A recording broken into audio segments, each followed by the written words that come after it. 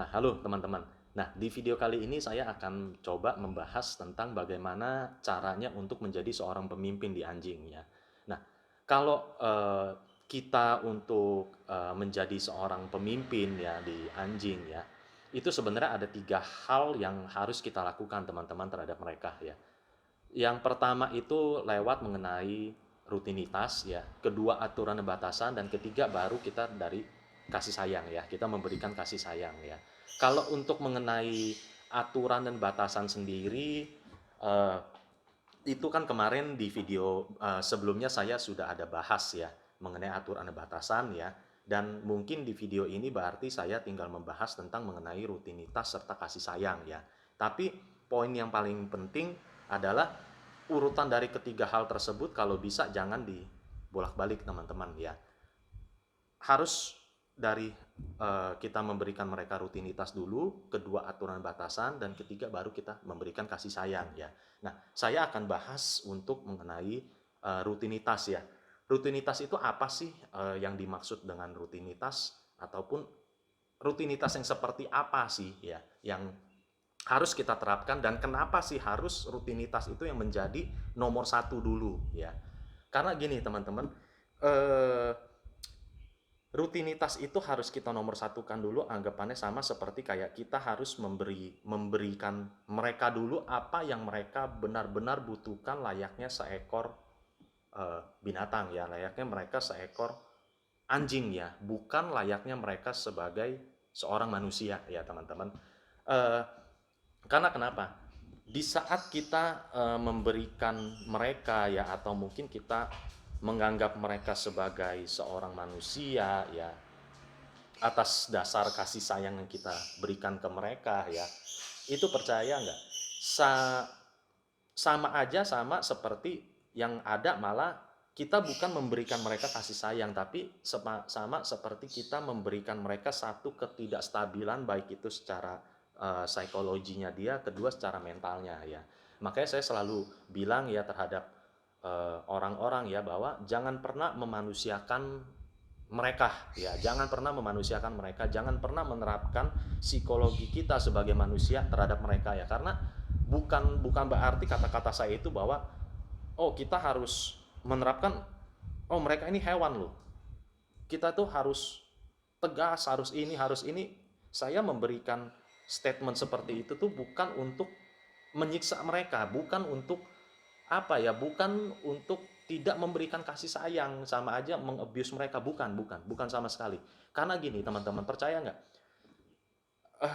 di saat kita menerapkan psikologi kita sebagai manusia ke mereka ya, kita menganggap mereka sebagai seorang manusia, ataupun mungkin sebagai salah satu anak anak kita lah ya, ataupun bagian dari keluarga kita, memang itu satu hal yang bagus ya. Tapi percaya nggak, di saat kita menerapkan psikologi tersebut terhadap mereka ya, maka otomatis mereka jadi nggak stable ya, nggak stable dalam arti baik itu secara psikisnya ataupun secara mentalnya. Di saat mereka nggak stable ya, maka kita tidak akan bisa memberikan mereka aturan dan batasan ya.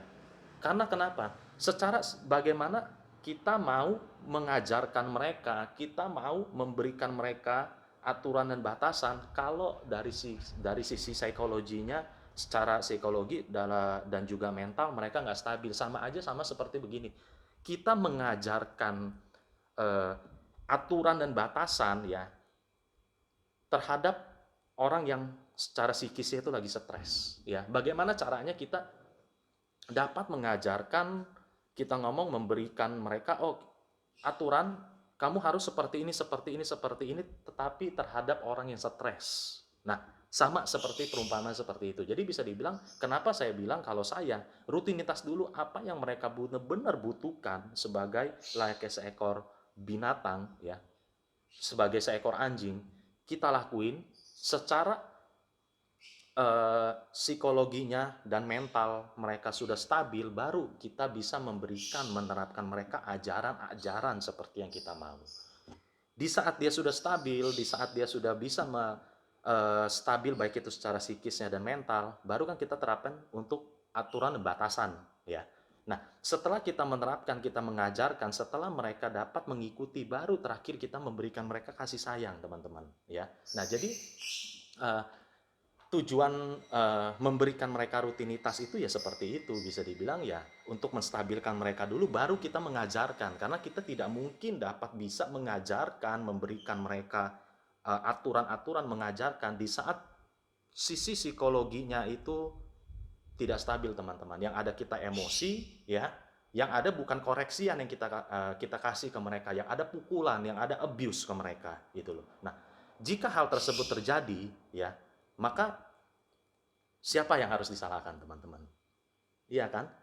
Banyak orang yang menyalahkan bahwa, oh, Kojim, anjing saya ini nggak bisa diajarin nih. Mungkin nggak seperti anjing-anjingnya Kojim, oh bisa diatur, dikasih tahu sekali, dua kali, diajarin, ngerti. Anjing saya setiap hari saya ajarin, wah begitu, terus begitu, terus begitu, terus ujung-ujungnya saya emosi, saya pukul. Nah, di saat saya pukul, kadang ada yang lari ketakutan, malah terjelek ada yang ngelawan. Ujung-ujungnya ngelawan, ya, ownernya itu nggak bisa mengatur, ya berakhir di mana? Terjelek berakhir di jalanan, dibuang ataupun dicariin adopter, ya. Nah, jadi sebenarnya mungkin anjing-anjing saya ini seperti Coffee, Jack, Inul bukan anjing terpintar, bukan, teman-teman, ya. Hanya aja kenapa mereka agak lebih mudah saya ajarkan, karena ya seperti saya bilang tadi, saya menstabilkan dulu sisi psikologinya dia, baik itu dari psikologi ataupun secara mental, itu saya stabilin dulu. Setelah saya udah memberikan mereka apa yang mereka mau, baru loh bisa dibilang, oke, sekarang saya sudah memberikan apa yang kamu mau, ya. Sekarang kamu harus memberikan apa yang saya mau dari kamu. Nah, di saat feedback tersebut sudah tercipta, baru terakhir saya memberikan mereka kasih sayang, gitu loh. Nah, rutinitas sendiri apa yang harus kita lakukan ke mereka, ya. Poin yang pertama, teman-teman, kita harus mengerti dulu eh, mereka ini, anjing merupakan yang seperti yang saya bilang di episode sebelumnya, merupakan binatang yang sosial, ya. Mereka binatang sosial, dan juga nggak luput bahwa anjing adalah binatang pengelanah, ya, binatang adventure kita ngomong, ya. Jadi poin yang paling penting adalah membawa mereka jalan, ya. Itu sangat penting, teman-teman. Kasih mereka berjalan, ya, kasih mereka explore, kasih mereka bermain, ya. Itu poin yang sangat-sangat penting, teman-teman. Tapi ya membawa mereka berjalan pun ya seperti mungkin di video sebelumnya itu juga mempunyai aturannya tersendiri, bisa dibilang. Jangan membiarkan mereka untuk jalan yang menarik kita yang membawa, tapi kita yang membawa mereka. Di saat mereka sudah bisa berjalan mengikuti kita, ya baru ada salah satu momennya bahwa kita memberikan mereka untuk explore, anggapannya sebagai satu reward ke mereka, ya. Karena kenapa saya bilang teman-teman jalan itu paling penting, karena jalan itu bisa membantu menguras energi sih, ya. Energi yang saya maksud di sini adalah bukan hanya menguras fisik, ya teman-teman, bukan hanya menguras fisik. Eh, Kalau kita mengharapkan, oh, membawa jalan anjing itu harus, pokoknya intinya membikin anjing tersebut capek, ya, sampai capek maka mereka tenang, ya. Percaya teman-teman, mungkin 1 hari, 2 hari, 3 hari, seminggu itu bisa.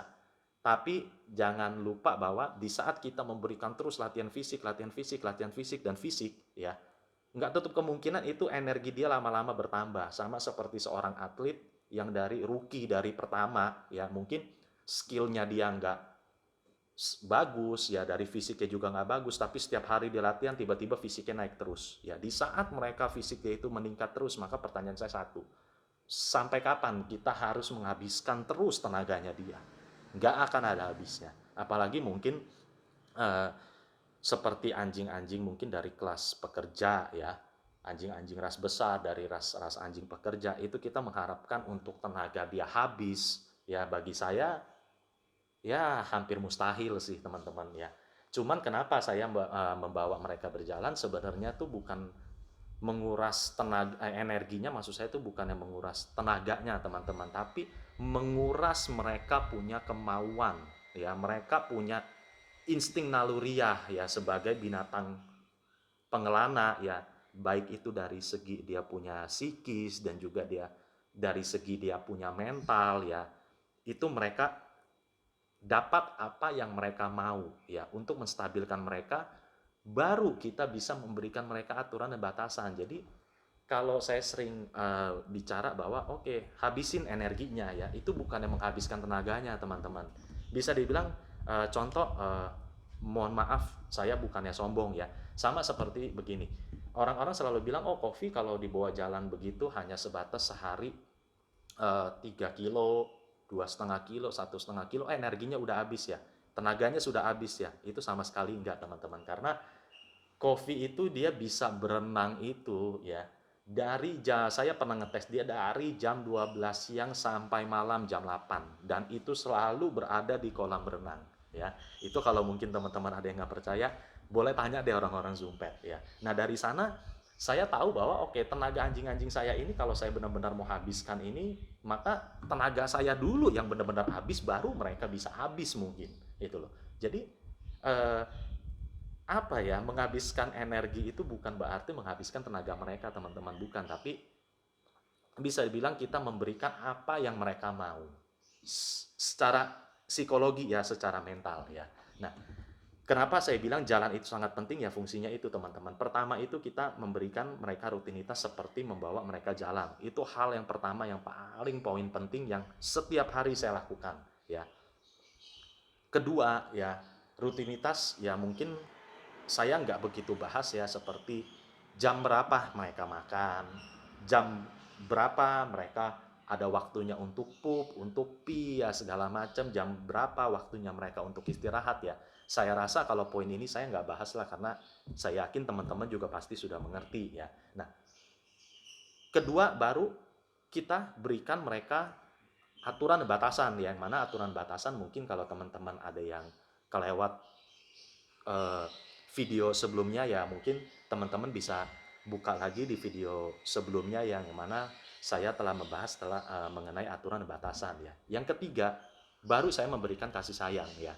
Nah, jadi rutinitas, aturan dan batasan, baru kasih sayang ya. Itu ketiga hal-hal tersebut adalah menjadi, bagi saya menjadi satu struktural mutlak jika teman-teman ingin dianggap sebagai seorang pemimpin ya, yang mana feedbacknya kita di saat kita bisa menjadi seorang pemimpin ke anjing-anjing kita ya, feedbacknya ya kita dapat mengatur mereka sama seperti apa sih yang kita mau dari mereka gitu loh, baik itu menjadi anjing keluarga, anjing untuk teman kita bermain, untuk menjaga atau hal apapun lah itu gitu loh. Jadi menjadi alfa di anjing itu apa ya, bukan hanya sebatas oh kita yang harus ditakuti oleh mereka, siapa yang bos di sini, bukan. Menjadi seorang pemimpin itu bukan hanya menyatakan bahwa oke, saya yang harus jadi bos di sini, kamu harus tunduk terhadap saya, kamu harus takut terhadap saya, bukan ya. Menjadi seorang pemimpin itu sama seperti, kalau kalau bagi saya ya, menjadi seorang pemimpin itu kita harus dapat memberikan mereka arahan dan juga perlindungan ya. Arahan untuk eh, kemana hidup dia yang akan kita bawa ya, arahan untuk eh, bagaimana sih kamu harus berkelakuan ya, apa sih aturan dan batasan yang nggak boleh kamu langgar ya.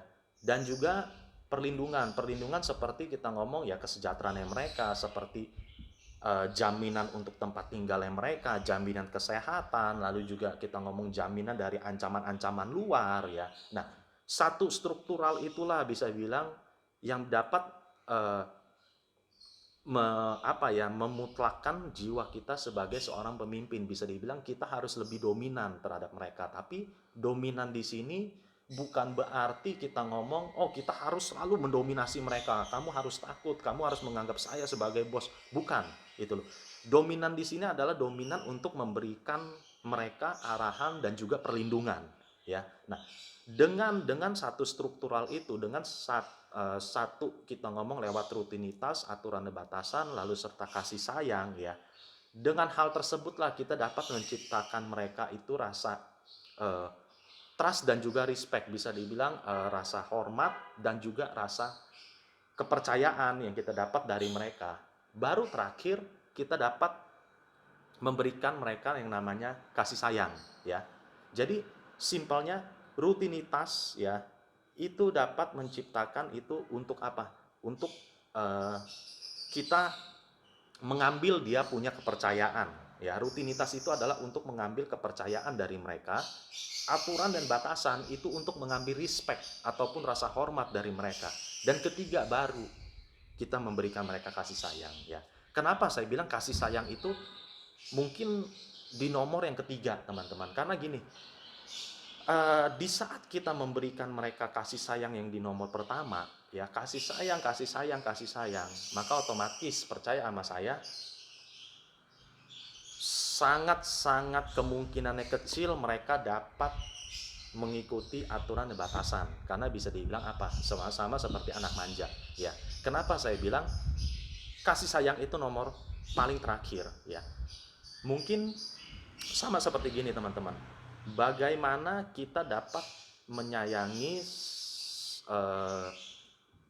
seorang anak, ya, bagaimana kita dapat menerima, atau mungkin bagaimana kita dapat menerima seorang pembohong, ya, ataupun seorang pencuri kalau dia tidak stop untuk melakukan hal tersebut. Jadi bisa dibilang bagaimana caranya kita bisa benar-benar kita sayang sama mereka kalau mereka aja nggak bisa kita atur.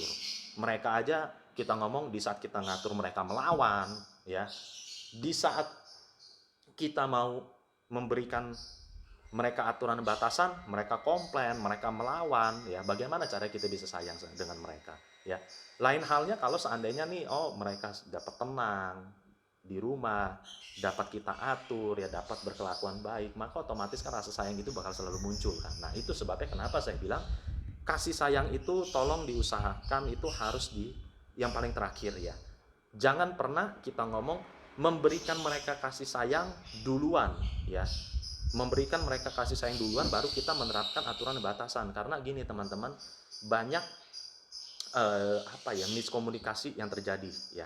Kenapa saya bilang rata-rata orang yang memberikan kasih sayang duluan terhadap binatang, maka otomatis anjing itu jadinya nggak dapat diatur.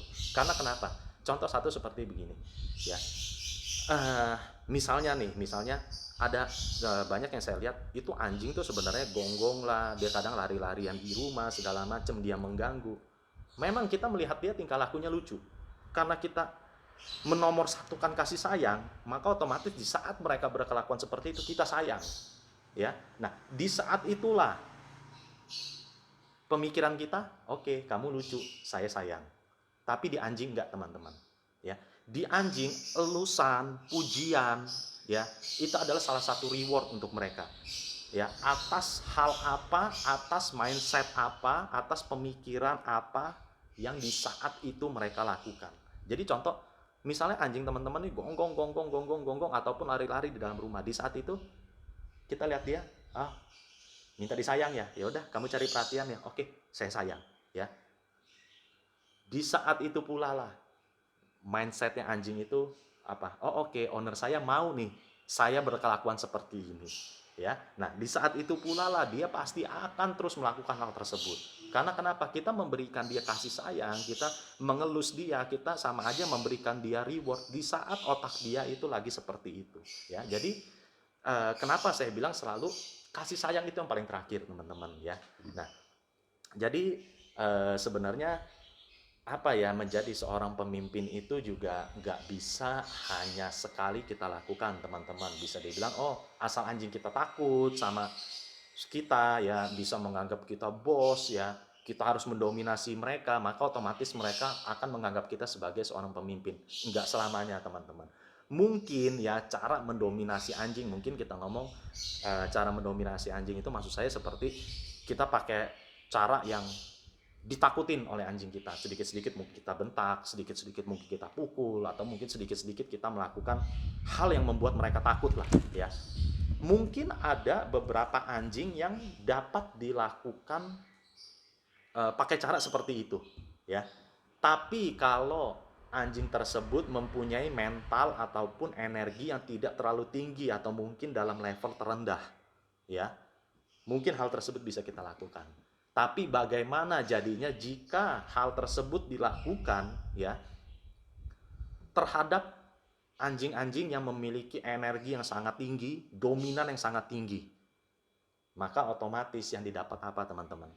Satu penyerangan balik atau mungkin satu perlawanan dari mereka. Nah, yang mana hal ini juga lah mungkin kalau bagi saya ya, mungkin karena hal ini juga yang mana bisa ada menciptakan satu mitos ya, satu mitos bahwa pitbull itu tidak bisa dilatih.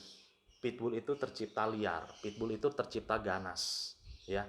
Pitbull itu kita ngomong eh, nggak bisa menjadi seekor anjing follower karena memang tercipta sebagai anjing petarung. Jadi pitbull itu nggak bisa untuk menjadi anjing keluarga, ya, ataupun hal-hal mitos negatif lainnya lah, teman-teman, ya. Ya, bagi saya kalau seekor pitbull ya selalu eh, ditreat, dilakukan, diajarkan ataupun apa ya, eh, mau membuat pitbullnya menganggap kita sebagai seorang pemimpin tapi lewat dengan cara dominasi, dominasi, dan dominasi. Ya itu sama aja seperti apa ya, kita menciptakan satu bom waktu sih, teman-teman. Bisa dibilang bom waktu, tinggal tunggu kapan saatnya anjing tersebut dalam kondisi mental dan juga psikisnya nggak stabil, ya, maka di saat itulah bom waktu itu akan meledak. Mungkin ya bisa, ya efek negatifnya ya bisa mungkin ya seperti yang teman-teman dengar di berita ya, selalu pitbull, pitbull, dan pitbull, ya. Karena memang kita ngomong ya, anjing-anjing sebenarnya bukan hanya pitbull sih, teman-teman. Anjing apapun juga sama sih, hanya aja kan mungkin yang membedakan dominasinya mereka itu kita ngomong dari kelas anjing apa, mungkin dari anjing penjaga kah, anjing pekerja kan, dan yang lain sebagainya, ya. Jadi bisa dibilang secara simpelnya ya, teman-teman, secara simpelnya menjadi seorang pemimpin itu terhadap anjing ya itu sebenarnya susah-susah gampang, ya. Gampang kalau seandainya kita mau menerapkan, kita mau mencoba mengerti, kita mau bersabar, dan juga kita mau konsisten, maka hal itu pasti akan tercipta. Hanya aja harus melewati ya satu struktural tadi, ya, rutinitas, aturan batasan, dan juga serta kasih sayang, ya. Nah, jadi eh, ya semoga aja teman-teman yang melihat menonton video ini yang mungkin sudah terjawab ya, bagaimana sih caranya jadi seorang pemimpin, ya. Yang pasti menjadi seorang pemimpin itu seperti rutinitas tadi, aturan batasan, dan kasih sayang itu harus kita terapkan setiap hari, teman-teman, terhadap mereka, ya. Dan ya saya rasa mungkin cukup ya untuk video kali ini, ya. Dan jangan lupa saksikan terus video HOC ya, semoga di video HOC yang berikut-berikutnya akan mungkin dapat membantu teman-teman lagi untuk menambah pengetahuan, ya. Bisa dibilang saya hanya sebatas sharing aja apa yang saya tahu, ya.